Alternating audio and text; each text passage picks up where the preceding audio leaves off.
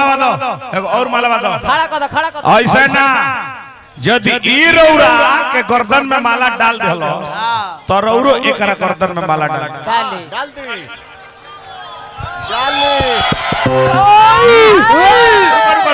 कर लो मलवे डाल दी मन ठीक बा नो मन ठीक बा अब तो जय माल हो गई तब मोए माला संगे लेके जाई। अच्छा ले जाके का करब माने ले जाके का करब करा अरे कुछ करब पूजा करब का करब तोरे छोड़ला के ऊपर न बा।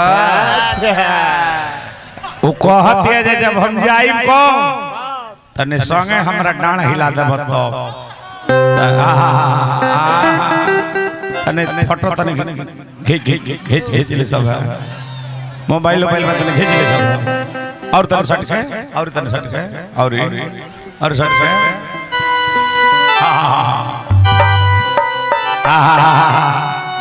तुम दिल की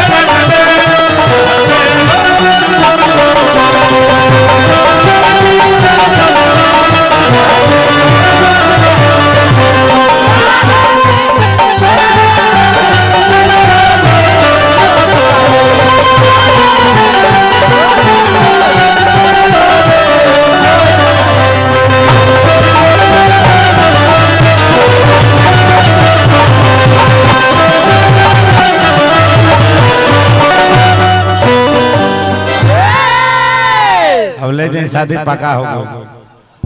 पाका तो सीताराम बोलो राधे श्याम।